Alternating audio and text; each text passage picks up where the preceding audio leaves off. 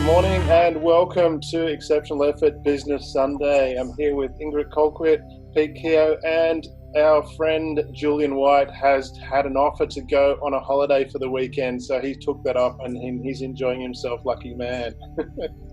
Today, life. I think now that we're moving out of this coronavirus thing, any opportunity to get away, we grab with both hands. But today we're talking about knowing your customer, know the excellence of what you offer, but also to the boundaries of what you offer. And this is a very important factor, I think, in today's, well, not today, generally people like to say that, I've found like to say they can do pretty much everything, but that's probably not the best way of approaching it. What's your experience in that regard, Ingrid and Pete? So I'll actually just give it a little insight into something I just touched on offline, and it's the roles. It's a perception of role and responsibility in a person.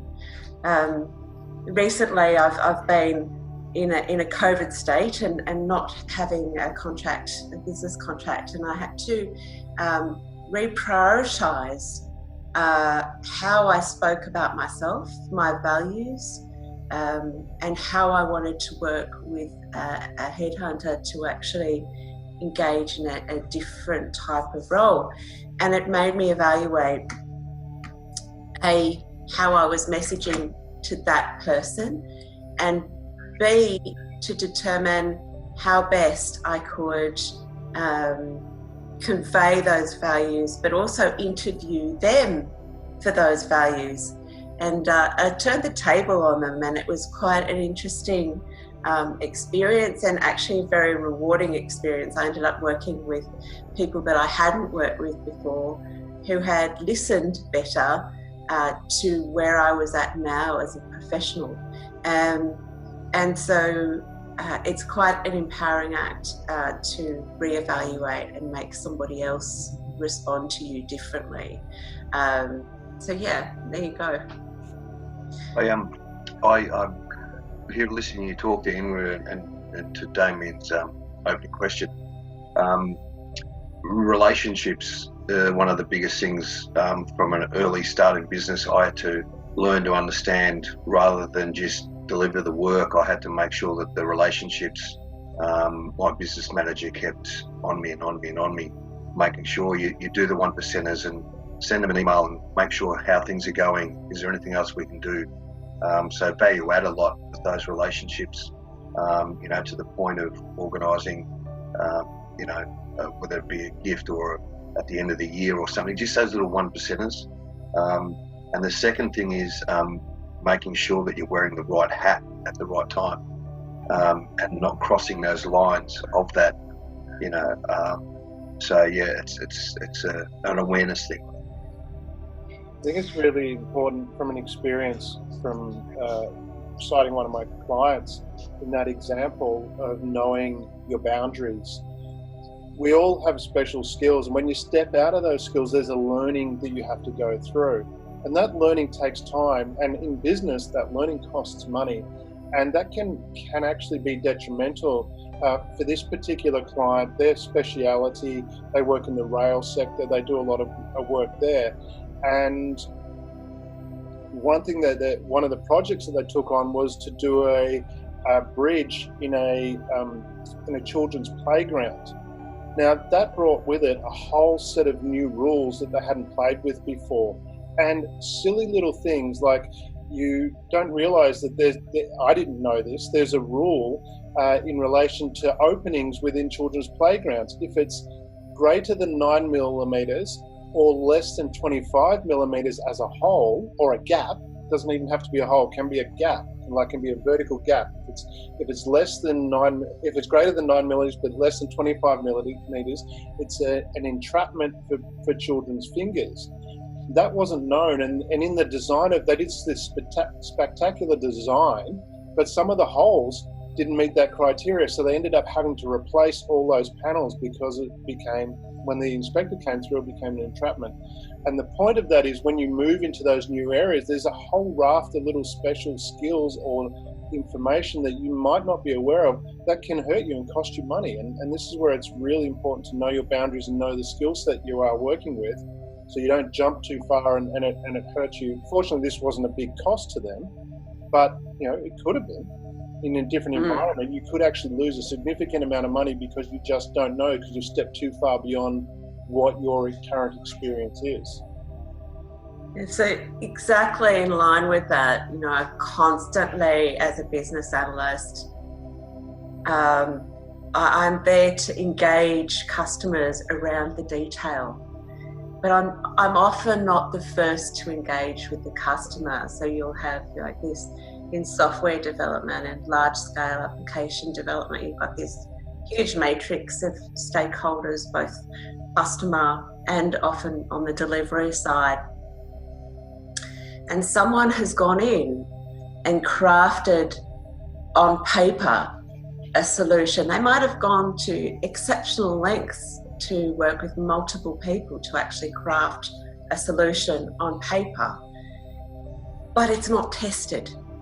And it gets sold across, and I come in and start to engage and start to validate what the customer actually wants and how they want to interact with their customers often versus a solution, and they just don't marry up. And so you end up having very difficult conversations. And sometimes I find that whole model, old school model, it's an old school commercial sales model of going in, defining or playing back what the customer wants in somewhat more technical language and getting a sale, and then having someone in and going, well, it's really not going to work, is fraught, and that's a bigger problem. That's a end-to-end kind of business and sales engagement model. But yeah, there you go. It's probably one of the largest reasons why business analysts like myself have a job. What you raised there was, and there's a great example of a massive commercial failure in that regard. I don't know if you remember, it was probably about 10 years ago, maybe 15 years ago, in relation to petrol stations. They were looking at petrol stations and how to, because we're moving to a more environmentally sustainable society. Back then they were looking, well, how do we make petrol more, seem environmentally friendly? And Mobil come up, the marketing people, I shouldn't say Mobil, but they engaged this marketing firm, I can't remember the name of the firm, and they came up with a plan to relabel the fuel. So they had what was called Mobil Synergy plan, and instead of having unleaded, leaded back then, which you don't have anymore, and the different types of that, they came up with different names for the fuels, but they didn't really understand the customer and what the customer knew, because they came up with these fancy names and for these fuels to make it sound more environmentally friendly, but the customer didn't know what that was. And as a result, people just drove past Mobil. They just stopped shopping there because the marketing people did not understand what the customer was actually, what the customer's knowledge base was, and making such a big leap in what these things were that the customer had no idea. And the result was, instead of trying to work it out, customer just went somewhere else. I add to that about understanding what you're trying to get across and making sure that there's research, and as Ingrid said, you just wrote it down and we don't know if it's been tested. Over the years of dealing with the education system about selling a product, and whether they come to me or I go to them, I've got to make sure that I tick the right boxes with the first engagement, knowing that there's going to be multiple levels. From there, it's the teachers that are involved, because they've all got different views as well of how things should be done and why. And then the last level is the students. So I've got to make sure that I can, it's almost like snakes and ladders a little bit, make sure I know when to climb that ladder and know when to go, oh, I'm going to go down the snake just a little bit to go across the ladder again to get another foothold. So in the business I deal with, I've got multi-levels of understanding each different customer and making sure those boxes get ticked. Because the first engagement through to the student, I could be talking two different languages, but making sure that each different level understands what's going to be done, how, why. It's really interesting because I think for me in my profession, you know, that we might see easily by reflection now that model doesn't really work, and so I have to sort of preface what I'm saying by there are other models being tried and other delivery methodologies that have developed in 20 years, you know, the time that I've been working, that are addressing this and are helping to address this very effectively and efficiently. But at the time, that was an acceptable engagement model. And in some places where it's a canned kind of non-customized piece of technology that goes out, it's still the sales model. So yeah, you kind of have to be a little bit careful on how you judge it, but it's also extremely important that you are careful in how you apply it. And so it's just like any capability, you've got tools and techniques and methodologies by which you're, you know, in your toolbox, and you go and engage and you deliver with those. But if you don't know which ones to apply, which ones to tinker with, and which ones mesh well and which ones don't, things break, and they often break very impactfully and very expensively for everybody. I suppose the next thing down from that is making sure that the people that work for you have your ideology or the understanding of how to get to those end results. Like I don't really have to. Well, in the last probably 3 years, I don't think I've really had to advertise at all. I've got teachers that have moved schools. I've got principals that have moved to other schools as well, and they've gone, "Oh, we've got to get this program in." I think once we get the reflection back from each level of those customers, you know, that I always look for improvement, but you know, whether I get that from any different level or my staff, but yeah, I think you've still got to have that open vision, but getting that feedback from those different levels is really, really important. I guess that's really one of the important factors, is that vision you're talking about, is being really clear about what it is when that excellence that you're offering your customer. What is that? What is that core benefit that you're providing? And I think a lot of times people forget about that. And I was watching a documentary about Apple, and they were talking about their underlying core belief was that, you know, that people with the right technology can achieve great things, and that's always been their focus of how they operate. That was their value, and I think it's underestimated how important it is to define what your business values are. What is the benefit you're offering?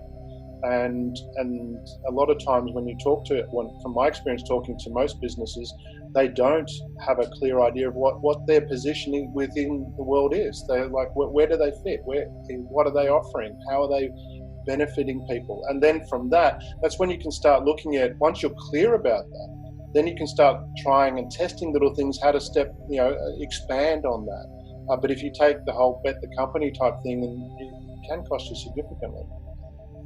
Yeah. The interesting thing with like a complex multi-vendor type arrangement is where you've partnered as a company with, and I'm talking, you know, a global tier 1 hardware software services company has partnered with other people based on largely relationships of mutual commercial benefit, but not necessarily tested delivery benefit, or really assessed strongly from a service outcomes perspective. And that's when, you know, the rubber hits the road, and you really get to see what their delivery resources are like, what they're capable of, and how they behave. And until you're in that situation, hey, you've won the gig already, just by the way. That's a very testing little, hot spot of activity. And, I've seen that work blissfully well, largely on the very strong talent and professional, demeanour and delivery capability of each individual. But it only takes one or two in that matrix to not have those same values and to not play nicely with others, or to pull out or not have the same capability levels that you need technically to pull the whole project down, or pull it back by 2 or 3 months until you find the right person, the right human asset to deliver. So it's really, I'd say, coming back to the subject matter, it's about making sure that there are processes in place when you're actually putting a delivery opportunity together that actually tests the robustness of the technical people that you're going to be working with to actually pull something through. And it's the same process that architects often go through with, trying to get people of the same aesthetic and technical capability to work with to deliver a beautiful end product. And it's the same in architecture, in civil architecture and so forth, civil engineering. So. It's a good point that you raised there about having, I would say, people that are like-minded or aligned in the same direction. And Pete and I have talked about this with Sun Tzu's Art of War. It's about having everyone aligned in the same way. You need to have, it's a combination of both. I remember watching Bohemian Rhapsody, the movie about Queen, and they had, and this is where you find that balance, because they had an underlying factor that, well, in the movie it was portrayed that they had this underlying factor that brought them together, but they all had distinct characteristics, and through that they actually pushed each other to be that little bit better. And when you have that kind of working environment or working relationship, that works really well, where you actually test each other and push each other, and but you're all moving in the same direction, and that's really critical to keep that in the same direction. When people are going off on different tangents, then you have to question that team and how the team is working, and whether some people might not be relevant for that team anymore. They might have moved on. I know that in the electric vehicle space, there's a couple of people that work for Tesla that have gone out and started their own company. Lucid Air was started by a former Tesla employee because they weren't aligned with what Tesla was doing, but they were aligned with a greater mission, and they started their own company. And it is being aware of that and allowing those people to move on as well. Yeah. Yeah, I think really being adaptable with making sure that you know your customer, depending on which avenue of business you're dealing with, knowing your customer as much as you know your product. So therefore, that then you can move with the customer, because at the end of the day, they're after your product, but if you can service them, they'll want the product more, or if you can understand them a little bit better, they'll want the product more. And sometimes it's biting your tongue, sometimes it's, as we've spoken in other series where we've spoken about how suggest something and then they feel like they've brought up the idea of a change, or a small change to the product. So yeah, it's the massaging of the emotions and the massaging of the mind to make them feel good about what they're going to get from you. Yeah, and knowing your customer. Oh, sorry, I was just going to say, it comes back to also, previous discussions we've had around making an authentic connection with your customer, and really doing that one-on-one investigative research with them to build up a really strong understanding of what their intentions are and their commitment to those intentions as well. because if your customer flays around for a little while in the middle of a big project or around a decision, that's also fraught. So setting everyone up for success, but also making time up front, and then having mechanisms through an engagement by which you can assess how that engagement is going, and who's doing well in the team and who perhaps isn't, and who you could help, and that's key. Bringing intel back in and constantly sitting down and reviewing, not to the point of it taking up 80% of your project, but just having some mechanisms to reassess iteratively through the delivery. I think it's really important. That research side of things I've found, that can be daunting for a lot of people, and I know from my perspective it was daunting until one day I was paying attention and come back into Apple here and Steve Jobs. I've done a lot of research into how he operated, and then what I tapped on or picked up on from listening to him was he talked about what he found were issues with products. For example, when MP3 players were starting, he got frustrated with how they operated, and that was the problem he was experiencing. And as a result, he spent time and made the iPod, which solved that problem. But it was a problem he was having. And I've found from my experience, rather than spending a lot of, just to try and work out what people need, quoting Henry Ford, who said if you asked people what they needed, they would have said a faster horse. And so from that perspective, I now switch my focus to going, well, in my situation, what is the problem that I'm experiencing? Because if I'm experiencing that problem, chances are a lot of other people are as well. And I find a great way of really getting into touch with what are the problems and what does it need. If it solves your need, then the chances are it solves a lot of other people's need. And I spend time with my clients going through the same thing, going, well, if I'm looking at it from my perspective, what is my frustration in this situation? When I answer that, it usually answers the problems for what a lot of their customers are facing as well. Absolutely. And I find myself often, as a service designer,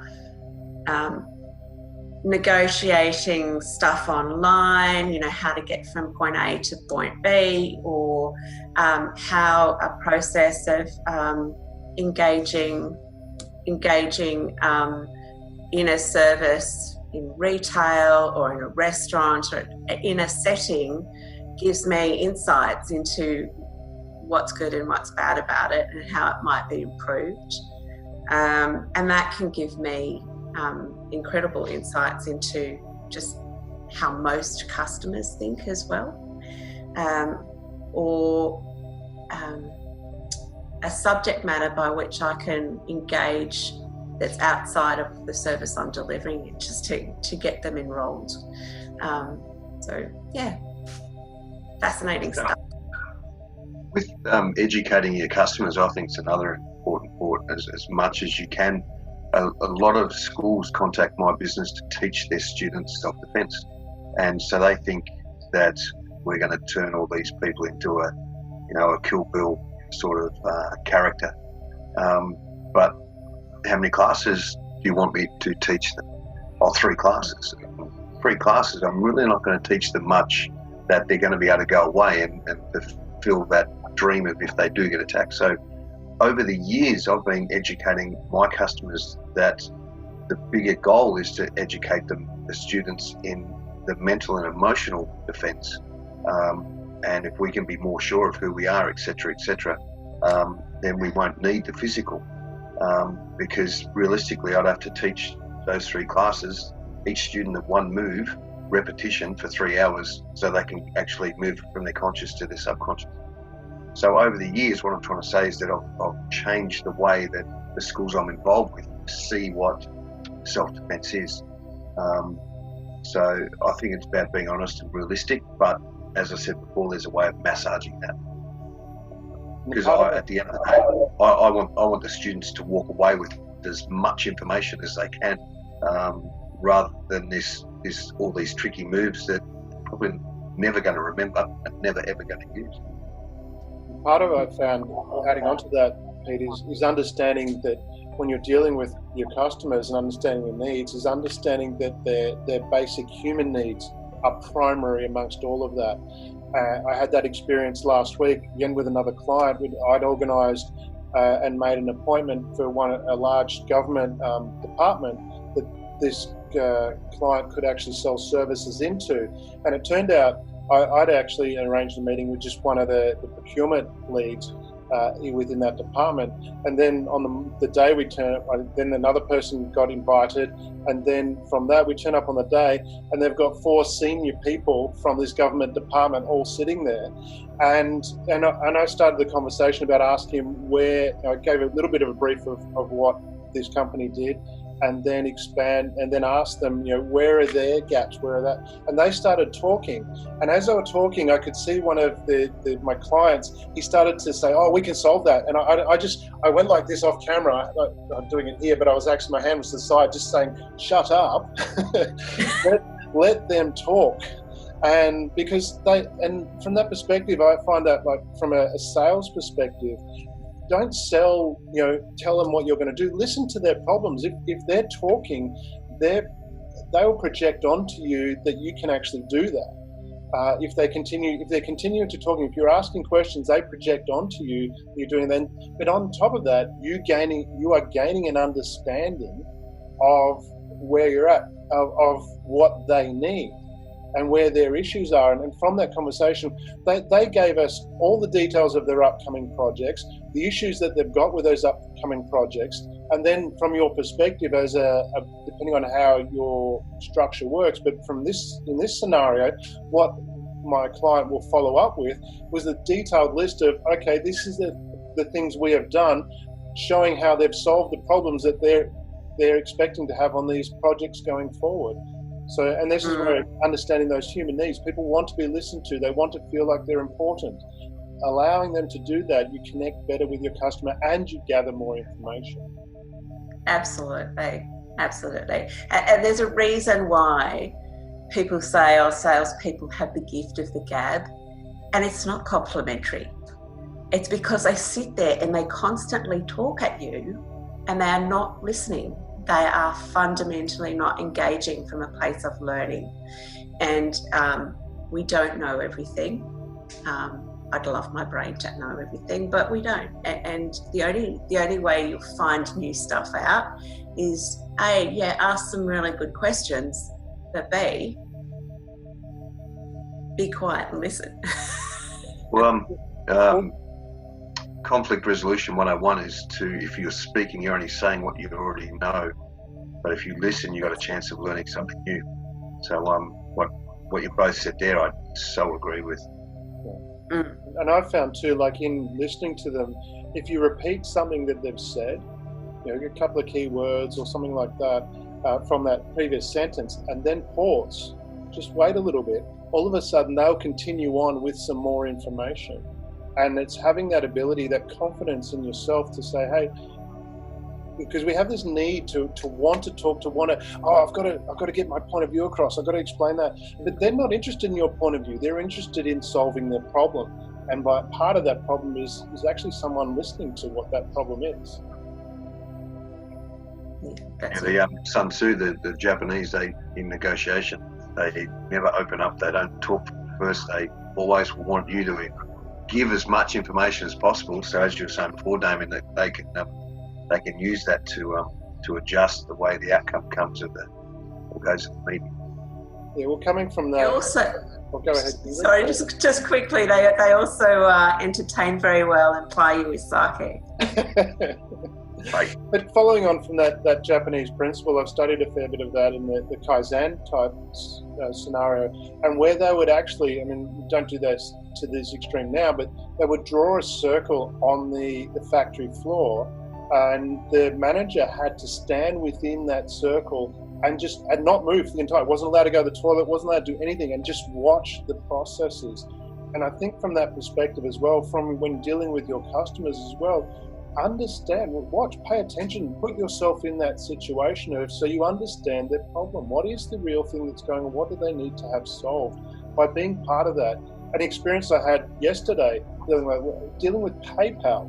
This is a massive organization, and in following the instructions, it said, go to settings and then do this and do that.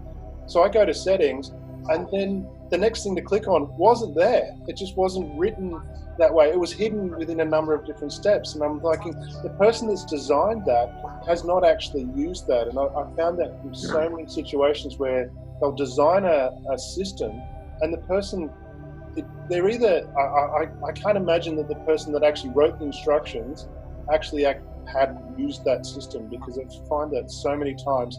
And that kind of customer connection is just disjointed. Or actually, it wasn't delivered, it wasn't coded, it wasn't built as per the specification. So they've gone off and they've had a requirement and they've said, put it this way, put it together this way, but then they haven't come back and validated that it has actually been delivered in the way that it was designed to. So yeah, it's fraught. Yeah, there's so much around user design and user interfaces that annoys the hell out of me for exactly those kinds of reasons. And it shouldn't take rocket science. It's not rocket science. You know, there are processes, very highly developed, very lean processes, to make sure that when something is specified at the front, it actually gets built that way and then tested that way. And it tells me that their quality assurance steps are broken. That's probably very true. All right, we're starting to run out of time. So as far as understanding, knowing your excellence and your boundaries, what is a couple of key takeaways you'd like to share with our audience? Pete? I normally always let ladies go. Is what we've basically been echoing all the way through from the start is trying to know your customer, knowing what they want, have some validation of listening to understand, and then at the utmost make sure that all your staff know how to provide that. And if there is going to be any self-checking or loopholes, to be able to do that in a flow. There was a big subject I was going to bring up in relation to this, but people always say the customer's always right. Well, they're not, but you always want to let them know that they are. So it's how we manage that. It's very, very important. Yeah, the customer's not always right, but they're led to think that they are. Which could make it worse. Worse. Dear. So in summary, I would say authentically make connections and regardless of what role that you're in, what hat that you are wearing, with your customer. If it's a complex situation, don't pretend that you have all the answers. Make sure that you have a process in place where you can engage with your customer with other of your resources that have different specialties that are going to be part of the intended outcome, and make sure that you bring all those perspectives back, and then have mechanisms to keep re-engaging with your client and monitoring what their perceptions are of your service. But be strong about what you know. Be confident about what you know, but don't be overconfident about things that you really don't know. And I would agree with that completely. And I would add to that, put yourself in their situation. You be the customer.